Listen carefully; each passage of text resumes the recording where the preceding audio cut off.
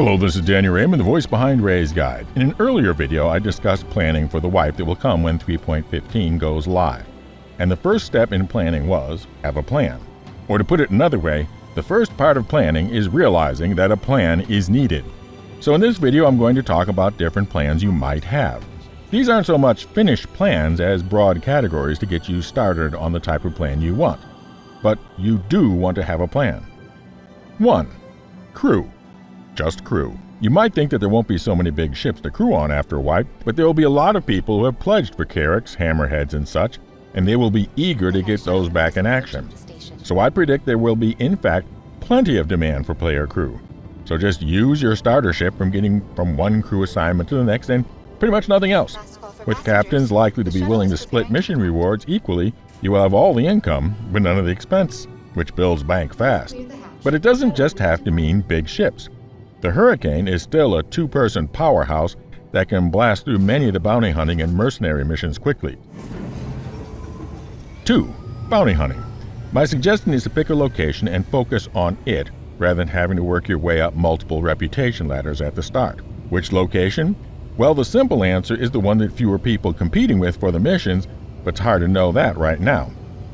The two schools of thought here are: one is to advance as rapidly to the highest risk missions and biggest payouts as possible, while the other is to get to the level that you can quickly win without having to return for repairs and rearming, and then just blast through them one after another, making up for lower payout with sheer numbers. 3. Mercenary. Some of the more desirable missions for new players have been in the mercenary category. Eliminate illegal surveillance, stop claim jumpers, etc. 3.15 adds additional base protection and base clearing missions using the new spawn closet tech that pay fairly well for those that like and are good at FPS. Honestly, I would suggest doing these as a pair, because that way you can take turns reviving each other if things go sideways, which they might. Which brings me to 4. Medical. In the PTU, revive missions pay 10,000 credits, which is pretty good for a task that only requires a med gun to complete. The only problem is your supply of missions is not under your control. The second is that at the moment, ship destruction just goes straight to regeneration, no medical option at all. So the bread and butter of your revival missions will be people who soloed an FPS mission and got whacked. So you will need to be equipped for hostiles that will likely still be present. But there will also likely be lots of guns and armor available to pick up. Remember that missions are for revival only. If you are going to provide extra medicines, a med bed, etc., those are above and beyond what is required to get to 10K. An extra tip: hang around, because if they got shut up once, they will likely happen again, and that would be an easy extra 10,000, or possibly offer to make a party with them and finish the mission for a share of the reward. Which brings up the other way to earn as a medic: offer to join players on FPS missions with the understanding that your main job will be a medic, so you won't be taking point ever. Share of the mission reward will likely be the standard arrangement. One worry about being a medic is that evil players will get themselves incapacitated just so that you will show up and then have their cohort attack and loot you. The easiest defense against this is simply don't be worth the crime stat. In other words, equip yourself with just the minimum that you need, and so what they would get for looting from you isn't worth the trouble. And so they'll quickly learn not to use that tactic. 5. Mining. If you have pledged for a prospector, excellent.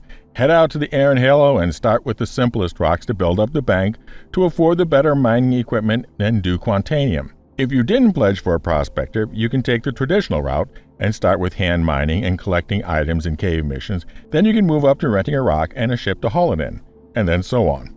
But the other route would be to find someone who has a mole and then offer to take one of the side lasers. If they are a fair captain, you'll likely be earning almost as much as you being in a prospector with none of the upfront costs. 6. Trading. Trading is back. The supply and demand curves of stations have been adjusted, so now it is feasible again, presuming the competition isn't too plentiful. Plus, 30Ks will often not lose your cargo. Hooray for that. The problem, of course, is getting the bank to fill up your ship with valuable goods in the first place. You'll be running delivery missions at the start. Frankly, compared to the 8K from the typical 4-stop delivery route, I like the Time Zeta Provolane missions found under Search. They pay better, and you can complete them quicker. In fact, you have to complete them quicker. Then there is this hint. there are probably going to be ships between where you are starting, let's say with a Nomad, and where you eventually want to be, let's say a Hercules. For example, there might be a Freelancer, and then a Max, and then maybe a Caterpillar. If those intermediate ships are just going to be stepping stones and unlikely to be utilized when you get to your ultimate goal, then consider renting those ships, not buying them. When we are able to sell ships, when we are trading up, the numbers might be different, but with many of those ships you'll only be using them for a couple of weeks before moving up, so renting them makes more sense. So there's 6 broad categories to start building your game plan from. Obviously, your personal plan will need to be different, but picking one of these 6 broad categories is the place to start if you're having a bit of indecision. And don't forget our Grow the Channel ship giveaway for the Anvil Liberator. The drawing will be triggered when we reach 10,000 subscribers and 100 members.